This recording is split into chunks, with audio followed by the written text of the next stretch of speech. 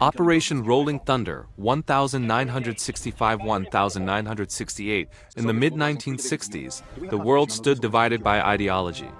The Cold War was not fought with direct battles between superpowers, but through proxy wars in distant lands. Vietnam became a focal point of this struggle, a nation split in two and caught in a battle of ideologies. For the United States, the conflict was more than regional. It was a measure of credibility, military prowess, and the global influence of the free world. American leaders were guided by the domino theory, fearing that the fall of South Vietnam to communism would lead to a cascade of nations in Southeast Asia succumbing to similar ideologies. Initially, U.S. involvement was limited to advisory roles and financial support for South Vietnam. However, escalating Viet Cong attacks and political instability in the South prompted reconsideration of strategies. From advisors to air power by early 1965, American military advisors reported a rapid deterioration of conditions in South Vietnam. Viet Cong operations intensified, undermining the effectiveness of South Vietnamese forces and threatening U.S. credibility. President Lyndon B. Johnson faced a dilemma. A ground invasion risked political backlash, potential escalation with China or the USSR, and increasing American casualties. Air power, by contrast, was viewed as a controllable and politically safer tool. After careful consideration, Operation Rolling Thunder was launched on March 2, 1965. Unlike traditional bombing campaigns, Rolling Thunder was a prolonged and incremental strategy. It was designed to apply sustained pressure, signaling U.S. resolve while allowing space for diplomacy to succeed. Strategy and planning. The campaign focused on crippling North Vietnam's ability to support insurgencies in the South. Strategic targets included bridges, railways, military depots, and industrial sites.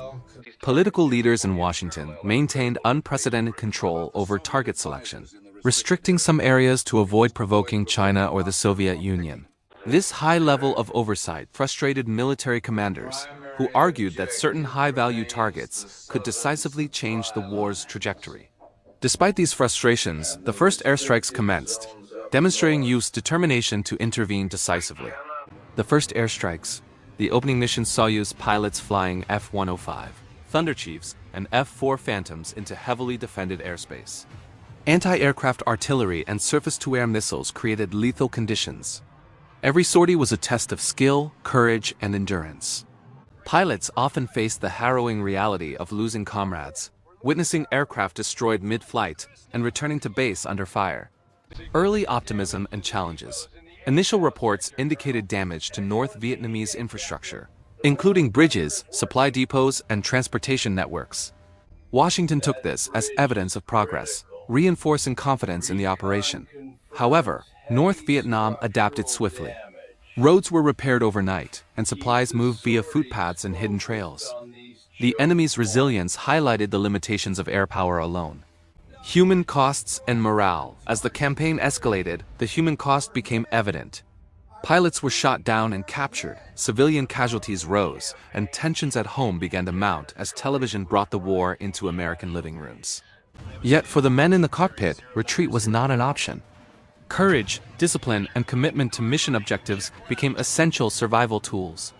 The evolution of the campaign, by late 1965, Rolling Thunder had become a test of endurance. The United States increased aircraft deployment and mission frequency, facing growing enemy sophistication and political constraints. The campaign evolved from a limited show of force into a protracted air war, setting the stage for escalating challenges in the years to come. Intensifying the bombing in 1966, Operation Rolling Thunder intensified significantly. Sorties were increased, targets expanded, and mission complexity grew. The campaign's reach extended to industrial centers, transportation hubs, and military facilities throughout North Vietnam. The skies became a constant battlefield, with continuous flights day and night. The enemy's defenses had evolved. Anti-aircraft artillery, surface-to-air missiles, and radar systems made each mission more perilous. Pilots faced increasingly complex operations, often navigating through dangerous conditions to complete their objectives. The courage and skill required to survive these sorties highlighted the human element of warfare in its starkest form. Political tensions and military frustration. One of the most persistent challenges was the tension between military needs and political directives. Military commanders requested broader authority to strike high-value targets, including Hanoi and Haiphong. Political leaders hesitated, fearing escalation with China or the Soviet Union. This disconnect often left pilots in dangerous situations without the ability to strike decisive targets. Despite these frustrations, operations continued. Pilots flew relentlessly, adapting to enemy tactics and embracing innovations in aerial warfare. They became highly skilled in precision strikes, evasive maneuvers, and night operations. Their dedication showcased discipline, bravery, and resilience of the U.S. Air Force and Navy. Civilian impact. The prolonged bombing campaign inevitably affected civilian populations. Villages were destroyed, families displaced, and essential infrastructure damaged.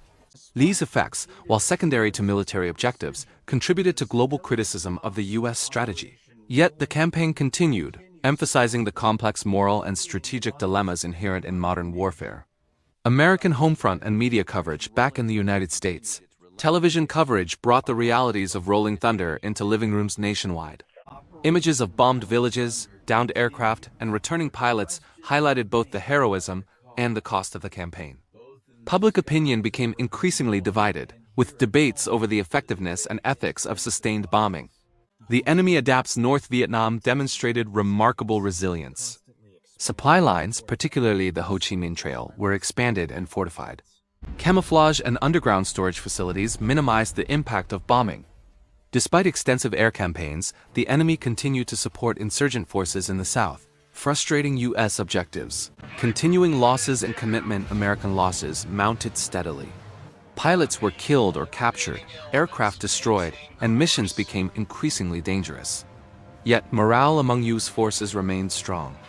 Commitment to duty, loyalty to comrades, and the belief in protecting American credibility fueled continued operations. By 1967, Rolling Thunder had evolved into a sustained air war. It was no longer a short-term campaign, but a long-term strategic effort, testing the limits of endurance, technology, and leadership. By 1968, Operation Rolling Thunder had become one of the longest and most controversial air campaigns in modern history. Years of sustained bombing had inflicted significant infrastructure damage, but North Vietnam remained resilient. Despite technological superiority and persistent effort, the campaign had not achieved its primary objectives. Political and public pressures in the United States mounted. Protests, anti-war movements, and criticism from global leaders questioned the strategy's effectiveness and morality. Inside Washington, debates raged over whether to continue, escalate, or terminate the campaign. Ending the campaign. In March 1968, President Lyndon B. Johnson announced a significant halt to most bombing operations. By November, Operation Rolling Thunder officially ended. The campaign had lasted over 3 years, encompassing hundreds of thousands of sorties, significant aircraft losses, and thousands of lives lost or changed forever. Lessons learned. Rolling Thunder demonstrated extraordinary courage and skill among U.S. pilots, highlighting their determination to complete missions under extreme risk. However, the operation also revealed the limitations of air power when constrained by political objectives and faced with a resilient, adaptive enemy. The campaign prompted critical analysis of military strategy, political decision-making, and the ethical implications of sustained bombing. It highlighted the need for comprehensive approaches in modern warfare, combining technology, intelligence, diplomacy, and ground operations. Legacy today, Rolling Thunder is remembered as both a testament to human courage and a cautionary tale. It influenced future U.S. military doctrine, the planning of air campaigns, and understanding of asymmetric warfare. Pilots, planners, and civilians alike were forever shaped by the experience, leaving a complex legacy of bravery, controversy, and enduring historical significance.